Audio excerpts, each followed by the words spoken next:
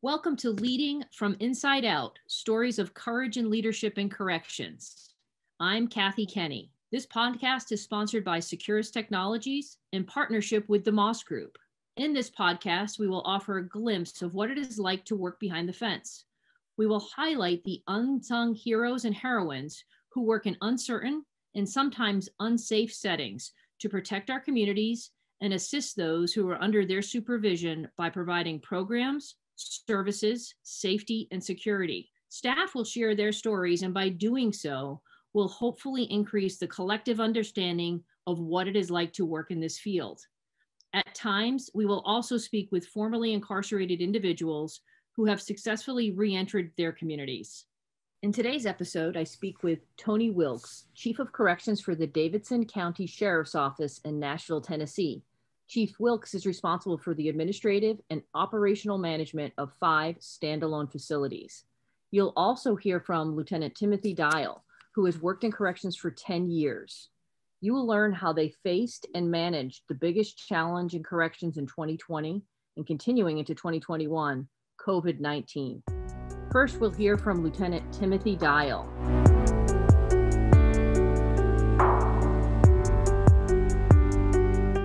So I am Lieutenant Tim Dial. I work for the Davison County Sheriff's Office, Nashville, Tennessee. I've been with the Sheriff's Office for coming up on 8 years. And 2 years prior to that, I worked for a private prison. So I'm coming up on my 10-year anniversary here shortly. How did you end up working in corrections? So it's interesting. I was a personal trainer when I first got out of college, right? I came out to Nashville, got married to my wife.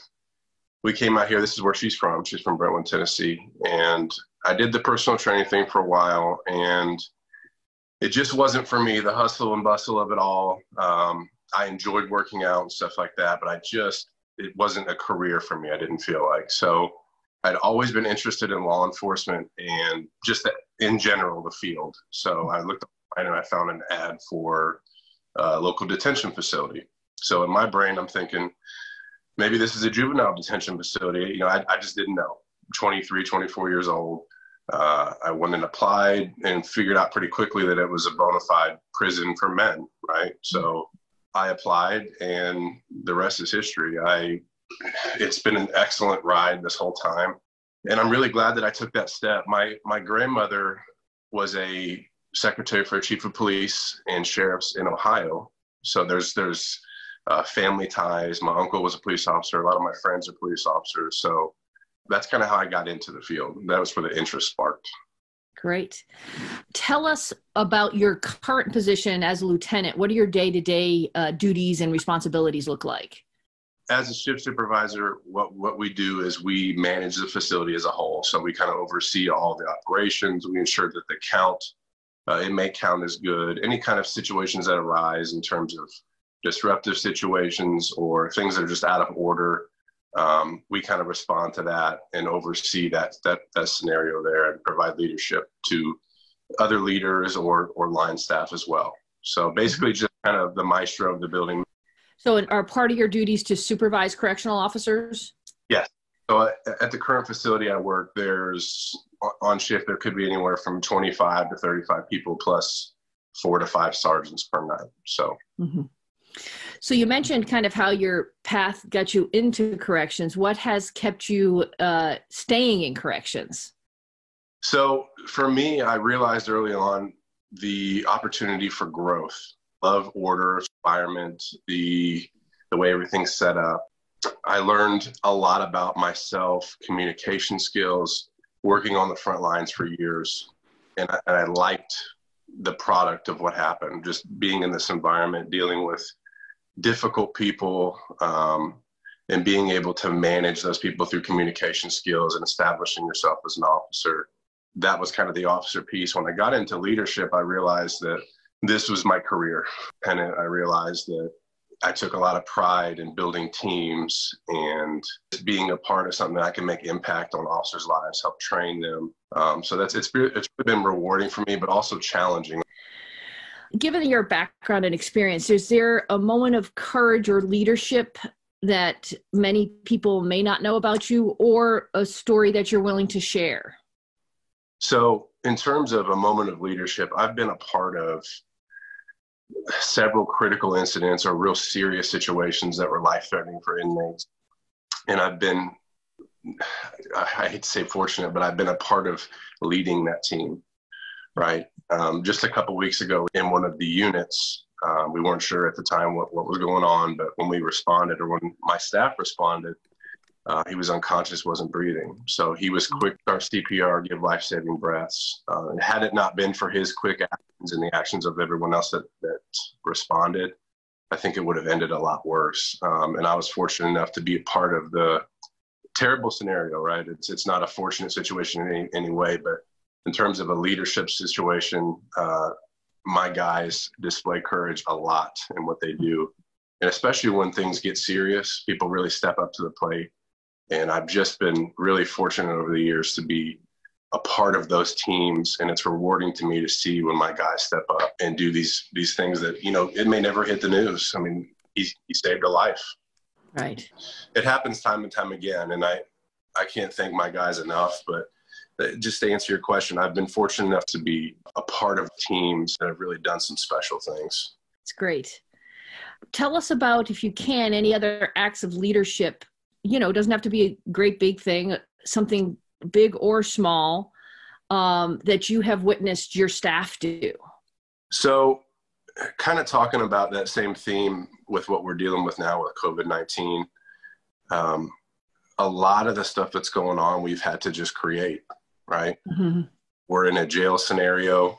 Our staff is tasked with dealing with precautionary situations, quarantine situations.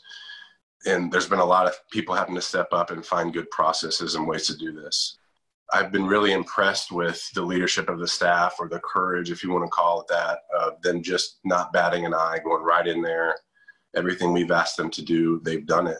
In mentioning COVID, it's obviously a huge thing that our society is dealing with, and folks may not understand the challenges that are specific to a jail setting.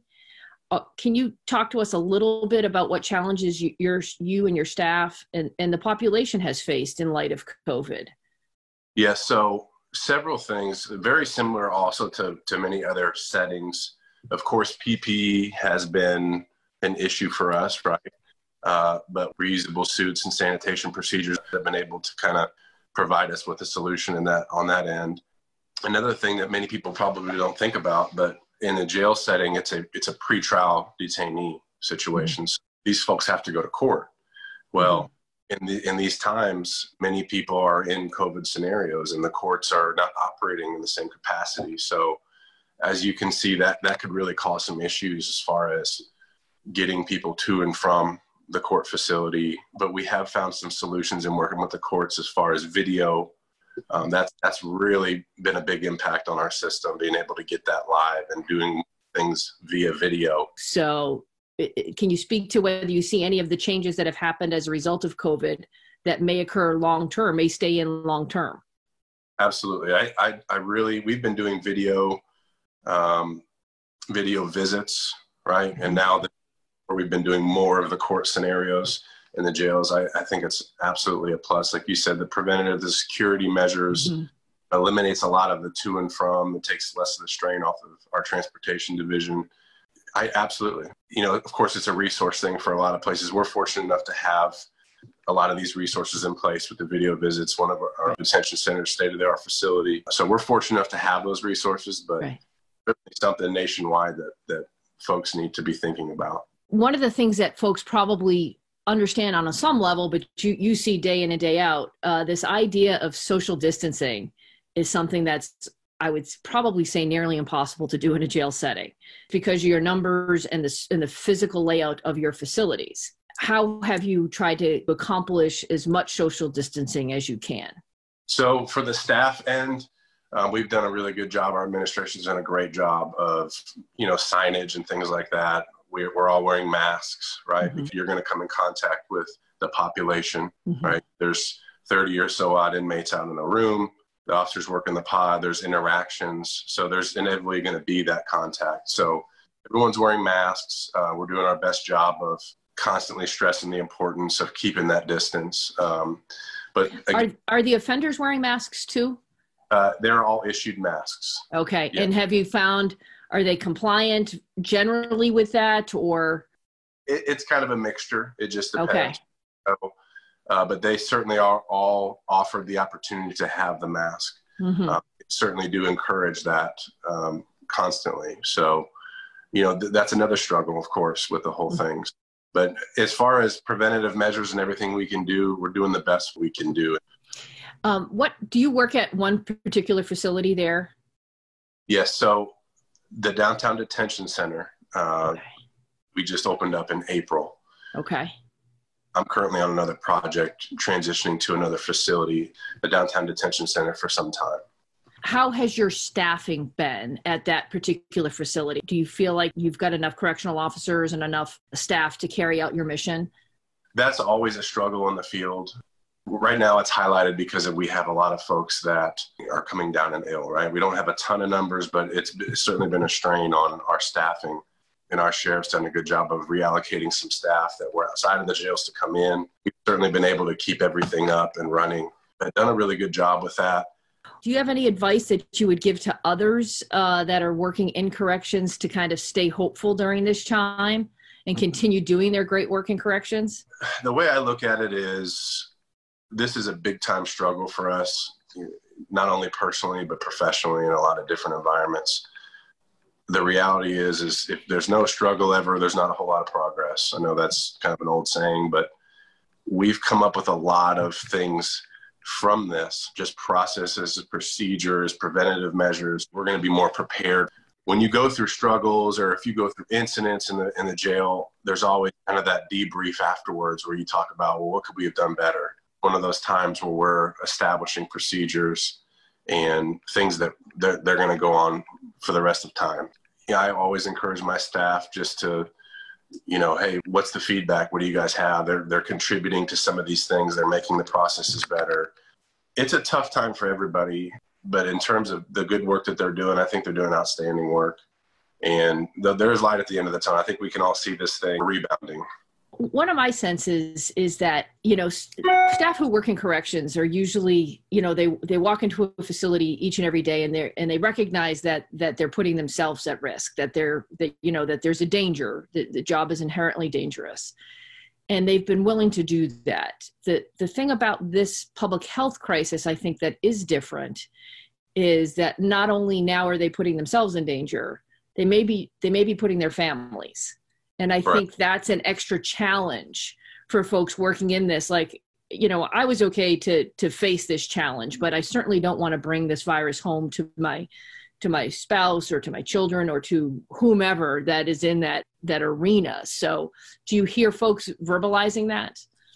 I would say that's very clear. I have heard some people say just they're concerned with this or that. And that's where the supervisors come in. And that's where the push of following proper protocols comes in.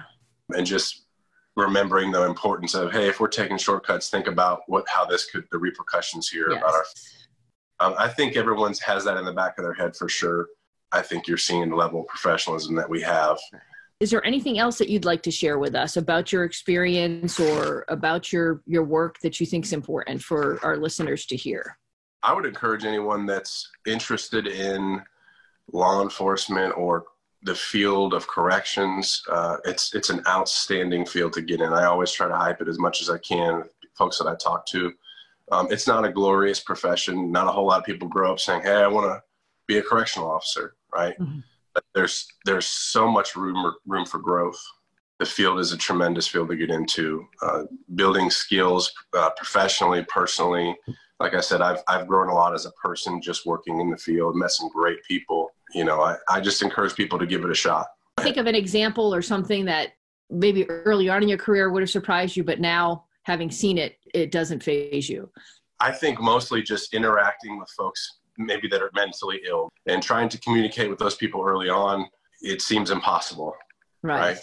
And down the road, you say, hey, you can kind of level with those people. We've been to some great trainings and crisis intervention team training, put us through a lot of things to help us deal with those mental health folks. And now it just seems like second nature, being able to have a conversation with someone who isn't quite on the same level. So. Right. And I think I'm glad you mentioned the crisis intervention training, because I think that is fabulous training that helps staff deal with folks who are facing mental health problems, because as a society, as a jail, you're probably you're holding more mentally ill folks than any other facility in the country. I mean, we've become the drug treatment centers, we've become the mental health providers. And if staff thinks that somebody's just being belligerent or not responding to them and not understanding what's going on with them, that they are actually either hearing voices or going through some mental health crisis, giving staff the tools to deal with that is so, so important. And I think it gives you and your staff more confidence to know, okay, this is how I need to deal with this particular individual. We can't deal with everybody in the same exact way.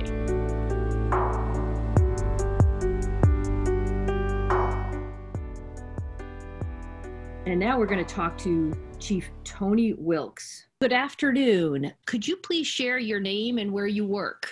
Yes, my name is Tony M. Wilkes. I work with the Nashville, Davison County Sheriff's Office. How long have you worked there? That's funny you asked. I was just in a training exercise yesterday, and we had to go around the room and introduce ourselves, and everybody that was getting their years of service.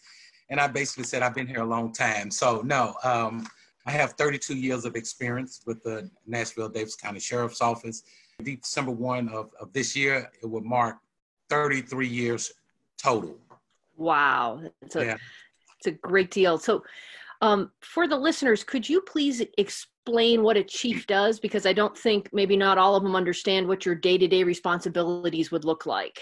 I answer directly to Sheriff Darren Hall, who's been a friend of mine, a mentor of mine, and actually my boss for the past 20 plus years. My ultimate responsibility, I oversee 4 standalone correctional institutions, one being a maximum security facility, a medium facility, minimum, and also a standalone female facility. Typically, my day begins with a daily briefing with a multidisciplinary team. And what I mean by multidisciplinary, I have all my command staff, which is from facility administrators to those individuals who's responsible for the security and corrections within those individual institutions. Quick briefings, and most recently, we've been doing them by Zoom, has been really convenient, but it just helped me keep my finger on the pulse of what's going on inside of a large institution. So I look at video. I tend to really look at our response to subject behavior reports, some commonly known as use of force. We got away from the terms of using force to response to behavior. I want to look at each and every one of those reports related to those kinds of things. I find time in the day to find one facility to go see one particular process. But if this morning I was interested in food service, just to see how it's functioning, I went into a facility and just watched food service. That's Great. What my day consists of. Between your 4 standalone facilities, what's your daily population look like? Currently, our ADP is averaging around 1,230 bodies. We have a capacity of running about 3,000. Mm-hmm. So in terms of diversions and trying to mitigate ways to reduce populations, we've been working really hard at doing that over the last 10 years. And how about your staffing? What does your staffing numbers look like to manage that number of individuals? Staffing is an issue across the country. Mm-hmm. We always like to boast here in Davison County, Nashville, that we have the lowest turnover or retention rate in what we can find in jails. So I can tell you today, we have about 22 vacancies. Tell me, how did you end up working in corrections? Quite frankly, I was really happy at the job prior to coming to the sheriff's office. I was actually a forklift operator. I was loving every bit of being a forklift operator. You know, I thought I was going to one day graduate from being a forklift operator to become production manager to being the lead of a factory, which was RC Cola Bottling Company. Imagine that. So, however, one day I had an accident at the job, which was an injury on duty. I was laid off. And during my time of being laid off or under workman's comp, should I say, the company decided to no longer to do production in Nashville and made it totally a distribution center. So I had to go to work. And one day I was at the community center shooting basketball, and I was talking to one of the community center guidance counselors and say, hey man, I just need a job. And they was like, hey, I got a friend, but how do you feel about being locked up for 24 hours a day? And I was like, what do you mean locked up? He's like, go to jail. And I was like, are you getting paid for going to jail? He was like, sure, you're getting paid for go to jail. I said, well, I'm going to jail as long as I'm getting paid for it. So, some 32 years later, here I stand, or here I sit on Zoom with you. What has inspired you to remain in this profession? I guess about 25 years ago, I was sitting working in a mass control room. And there I was running circles inside of this room. And we all familiar what mass controls look like, pushing buttons, opening doors, watching cameras, answering telephones. And I said to myself, I feel like a fish in a fishbowl, just swimming around in circles with no forward motion. And I'll never forget this day that I picked up a book by Pastor T.D. Jakes, and it's called He Motions. The name of the book is He Motions. It talks about a strong man's struggle, and it provides solutions for men. And when I read that book, and I think it was from more of a holistic perspective, at that point, I think I recognized what my true purpose in life was. I'm a native Nashvilleian, been here all my life. I grew up in the inner cities, which we call East Nashville. Went to all the public schools, graduated high school in East Nashville.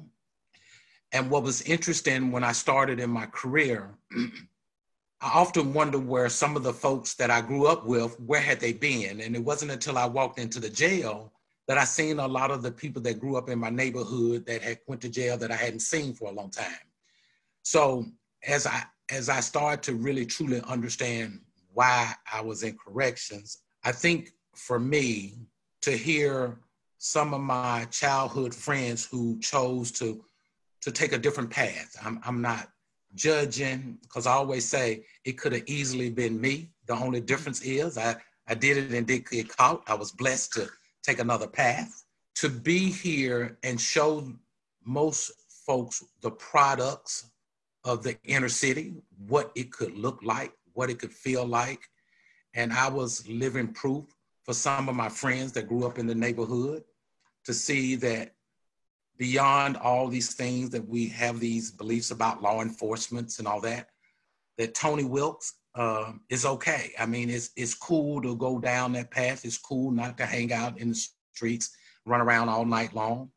And for me, when I walk in and walk through a pod and sit at a table inside of a pod and have those conversations, just to hear folks say, Tony, we're really proud of you. Or they would say by my nickname, Tone, we're really proud of you. So that has been truly inspiration. And if I can find ways within my scope of responsibility to improve processes, not just for myself, not just for this agency, but for those coming inside the system. I've seen it from inside out, outside in. I'm the baby of 4 boys. I'm the youngest.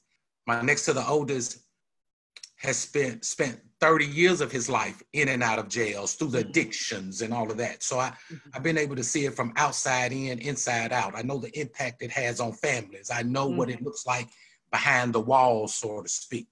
So having those type of experiences, living it with family and seeing the impact, especially rest her soul, my mother, just seeing the impact, I just found that I needed to stay here, stay in the game, get off the sideline, get on the field and make things happen. That's great. So as we've talked about, you've had a very long career in public safety. Can you think of one moment in your career that highlights a leadership moment for you or an act of courage?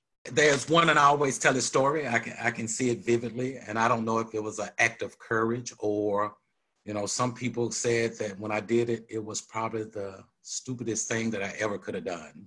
So as I was coming up in corrections, I was promoted to a chief of security, which only is responsible for the security operations within one particular facility. So there was a riot on one of our floors, which was the fourth floor of the Criminal Justice Center that is no longer there. We've built a new facility since then. Of course, people who've been in corrections know what a riot feels like or looks like. Yeah, they was trying to light things on fires with pop lights through the electrical outlets. They was throwing tables. They was setting up barricades, pulled all their mattresses up, wrapped all their faces with blankets, thinking that there was going to be chemical agents. They had broken some pieces of hard plastic, and it looks like they was prepared, had made some homemade shanks, and come to find out, the ringleader of that riot, his name was Larry Black Smith. I just remember, and it happened, of course, when most critical incidents happen, it happened about 8:00 p.m. and I got the call to come in. And certainly enough, that was Larry Black Smith standing there, ranting, raving, demanding certain things, claiming that any officer that comes in there, that he would do bodily harm. And that was his history. I mean, we knew of him in the neighborhood. I knew of him in the neighborhood. Coming up in East Nashville. And he would typically come to jail for some of those kinds of assaultive behavior, homicide charges, those kinds of things. And I just never forget, everybody was standing at a go, ready to do some of those dynamic entries and go all in. And I just finally said, open the door, which you never do. You never say, open the door. They opened the door and I walked in this pod. And I stood there face to face with Larry Blacksmith. And there was some dialogue, probably not we should use on this podcast, but that was really contentious, healthy dialogue that could have went south quickly. However, I guess it's because what I had stood for in corrections, the fairness and understanding that unfortunately, anybody that can come to jail, and I recognized that early on. And I guess my reputation had spoke for itself.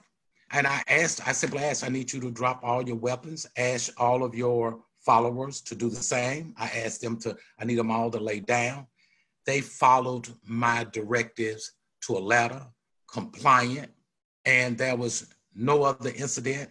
And we got back to business as usual probably the next morning. And of course, everything stays pretty much on secure lockdown between then. But for me, I think corrections is all about communications and relationships, regardless of if it's correctional staff, non-support or support staff to those that are incarcerated, from administration down to the boots on the ground, the frontline workers.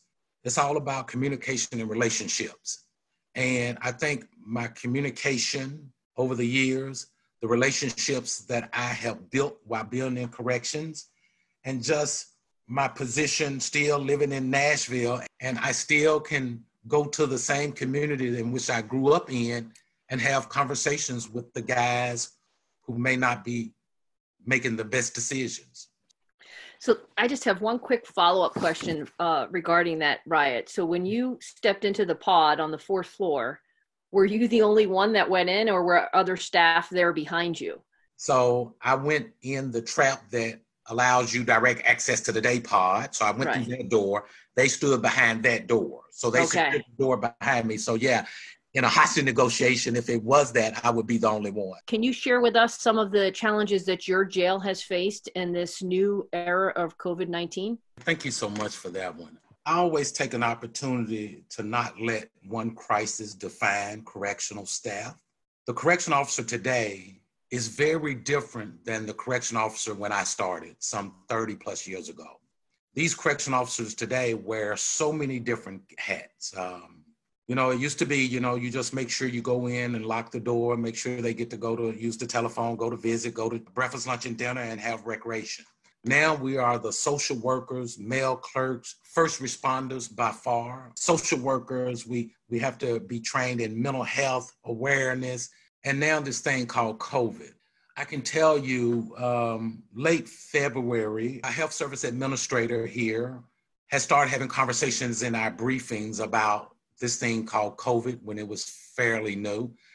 I think she was watching things that was going on out West Coast, and it helped us to get out in front of it. So late February, we had started putting together some strategic plans about how do we address what they was thinking was a pandemic, but had no idea, but we just want to get out in front. But I can tell you the first image of seeing correctional officers dressed up in full Tyvek suits with N95 masks or some respirators, gloves taped off, rubber boots, just to do their jobs safely. That image is unbelievable. I don't know if you guys have seen it across the country. It's just unbelievable to see how correctional officers has to transport and how we have to address the population up in these throwaway personal protective equipment. And the most challenging thing regarding this COVID-19 was the uncertainty of it all. And I know we all learned that one thing for certain about corrections is the evolution of it, and it's change, and you got to be flexible. But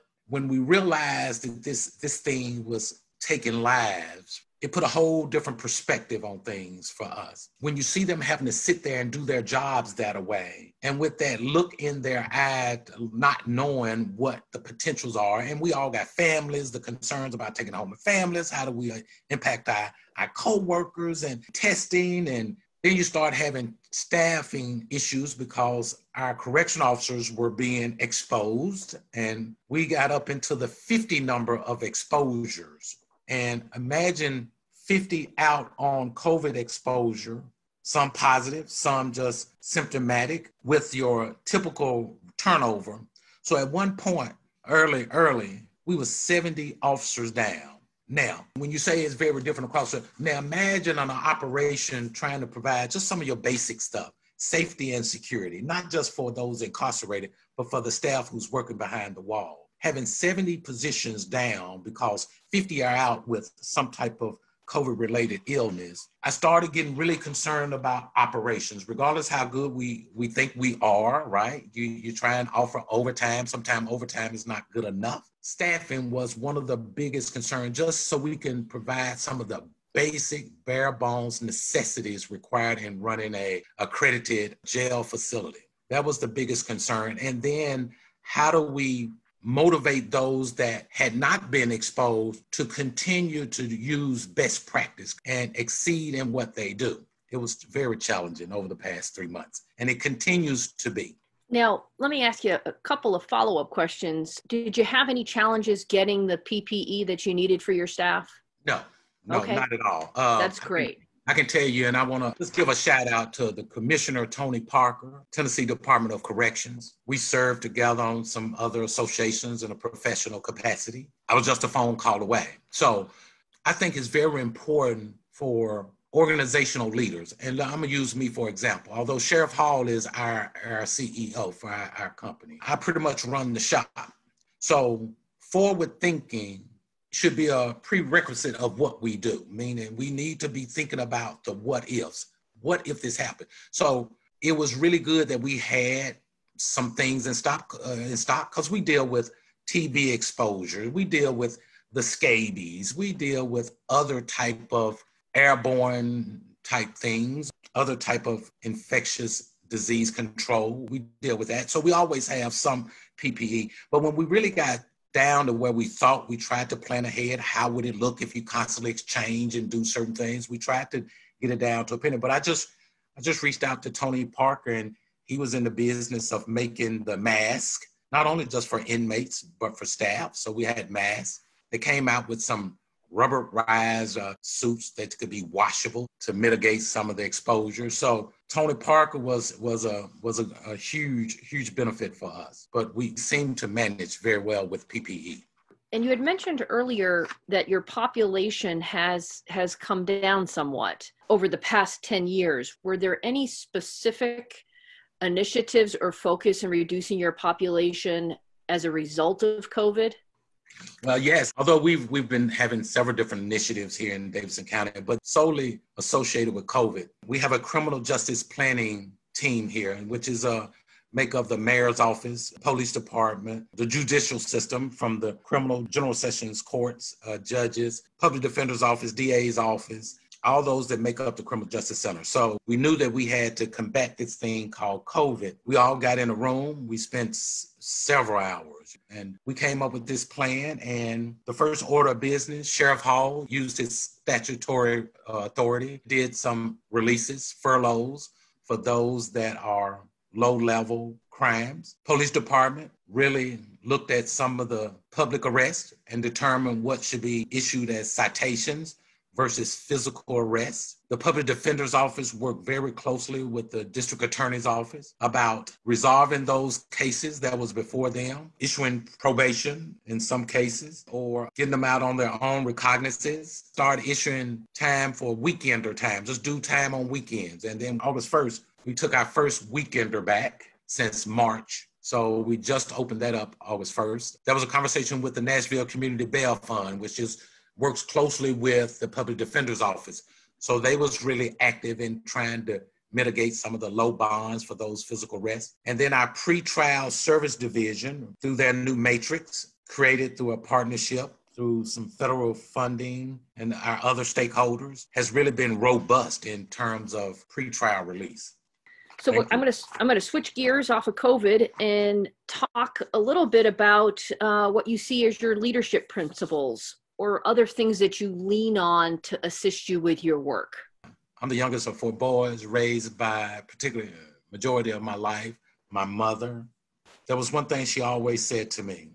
She said, I always need you to be a man, stand on your own 2 feet, even if you have to stand alone.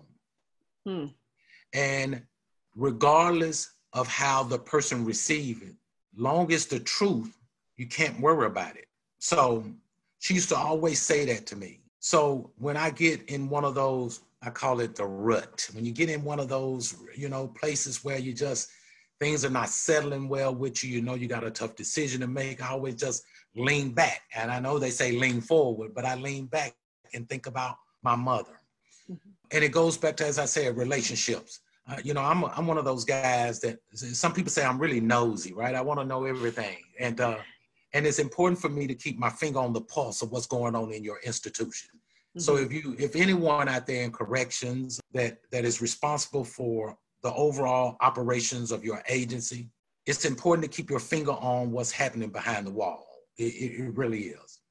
So I love to manage by walking around. I really like to see. I really like to go sit in the pot. I don't just walk down the hallway and kind of gleam inside of one of your port windows.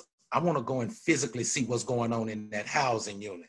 I want to walk in a housing cell and ask the question, why is all this graffiti on the wall and why hasn't it been removed? Just to go back to that, I have to say it's the upbringing and those principles about your integrity is everything. And there's only thing that you have is your name. That's all you have. You have nothing else. Regardless of all that's around you and all the accomplishments you have, when you think about the dash between the 1965 year that I was born and that dash between the time that I leave this world, that dash is most important.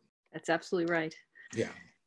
Is there anything that you've learned about yourself as you've faced the current challenges of your facilities today, whether that be COVID or any other current challenges that you are facing? I thought I had grown to be a patient, understanding, and want to listen. Hey, it tested my patience. I had to go and rejuvenate or go back and figure out, okay, where did it go? But what I really learned about myself, and I never think of me as about this, it's all about our organization. I learned that we truly have people that work for us that really care about not just one another, but for the inmate population, those that are incarcerated. To see some of those acts of kindness, compassion, being empathetic about one's current position. You never want to see a grown man cry. The emotion behind that is unreal. It's unreal. I say kudos and hats off to all the employees at Nashville, Davison County Sheriff's Office, but not just Sheriff's Office in Nashville, but corrections as a whole, across the country, internationally, wherever there's corrections, hats off. Yeah, you know, I think that is so important, because in Nashville, what we say, the police arrest the person, we arrest the problem. And what the sheriff always says that, and that's one of his taglines, that the police department arrests the person and we arrest the problem. And in arresting the problem, we're arresting that family, the problem of that family in a holistic standpoint. And although the police officer has them for that short period of time, we have them for, could be some years, and not just them, their families. I was walking through the facility several weeks ago, and I walked through our medical unit, and we was dealing with a SMI, well, severely mentally ill person who was a smearer, and he was an elderly man. He had feces, and he just going through it. It wasn't like it was almost as if he had no clue of what was going on, and I believe that. But just to see our officers, even through this health crisis, dress up in their PPE, which is rubber suits that we even wrote a policy for involuntary showering for those who choose not to shower in those kinds of units. They dressed up, and to see them walk in there with kids' gloves and kind of coast him to a shower, stood there and kind of help him spray himself down, and then redressed him and made sure his cell was clean. These are the stories that people outside of the walls don't see. And don't get me wrong, we are not perfect by no means. If this was a perfect organization, I messed it up. I messed the averages up 32 years ago, you know? And we all have our stuff, so to speak. But I would say 95% of the time, people are doing their jobs in an unbelievable way. Right. Yeah, powerful. Yeah. So what advice would you give to others right now about keeping hope and doing great work in corrections? We have a duty as sworn officers. As I said earlier, we was hired in understanding that corrections, there's an evolution about correction. Change is certain and change is constant. Being flexible, but also in your flexibility, you got to find a balance. Wherever that balance is in your life. For me, family, having a more spiritual connection, do my push-ups, do a little cardio, keep yourself healthy and safe. Never waste a crisis. Here's where the hope is. You never waste a crisis. Mm-hmm. So unfortunately, we're in this information age world, and we're living in this virtual space today. I believe this is an opportunity for us to change the culture of how we do corrections. Mm-hmm. The importance of social interaction, and we try and be programmatic heavy for our incarcerated population, doing a lot of cognitive training, making sure our case workers and case managers have real physical contact, promoting social interaction with family. And unfortunately, we're no longer in that space. So we've already got that, and that was the initiative put out by the mayor's office. But we've learned that we can still provide best practice in corrections and manage at a high level, making sure we still fiscally responsible using virtual space. And I just think that's the hope of it all. We have tablets. The incarcerated population is talking to loved ones via the tablets. They doing video visits via the tablet. They doing e-messaging instead of writing letters. They doing e-messaging via tablets. We're doing a lot of telemedicine, telehealth, telemental health, forensic evaluations via video. That is a closed system from Vanderbilt University to the jail. Imagine that. That's the hope of it all. We can still do what we do and have best practice, even though it looks and feels very different. I think you would definitely see the benefit of that improving in some ways community safety, of not having the transports, of not having the other things that our old way of doing business used to require, having the movement and that sort of thing. And that there's always a risk when you're doing that. There could be some real silver linings in looking at this crisis. And I liked what you said, you never waste a crisis. What have we learned from this, and what can work to help improve how we do business? 18 different judges that makes up our criminal justice system, 6 criminal court judges and 12 general sessions judges. And because of COVID and because some of our numbers increased and we had to do the quarantine, the isolations, and we stopped all transports to court, all movement to court. Mm-hmm. And it was also not only to mitigate future exposures, but also to protect the potential exposure of our judicial system, right? Right. But then I realized, and the public defender, that I was prolonging this thing called release, the potential release of somebody going home. So although we had no control of the public health crisis or the virus, but the decisions we had made was having a negative impact on the people that was incarcerated because they couldn't go to court. And, typically if you see the judge or go get your attorney, you go to public defender, you have a conversation, one court appearance, and it's the potential you're going home. So anyway, we reached out to our communication vendor. That's a system that was engineered and programmed to deal with family and friends of those incarcerated. We called the engineers on a Wednesday. They was here and worked Thursday, Friday, Saturday, and Sunday. So they modified their initial system so that it could work for the criminal court and the general sessions court so we can do virtual courts. The criminal court and the general session judges, who typically are never all on the same page, imagine that. But right now, because I have the abilities, 2 of our units have been modified, and we have placed in the Southeast campus and the downtown campus 18 separate units that is solely tied into the courts. And no matter where you are in our system, you don't have to move. You can stay in your facility. We can still run court. The public defenders has the same system, so they can literally be in their office. Judges can be in their courtroom. Their clients can be still in their space, and you connect all those dots so you can have real-time court. From a constitutional, legal perspective, how do you do digital signatures? And I said, well, if I can sign for something from Amazon or use my finger to write it down, shouldn't it? It got to count for something. Yeah. That's great. Tony, it's been an absolute pleasure getting to know you a little bit and hearing a little bit about your story. We hope you have enjoyed today's episode with Chief Wilkes and Lieutenant Dial from the Davison County Sheriff's Office. Thank you for listening.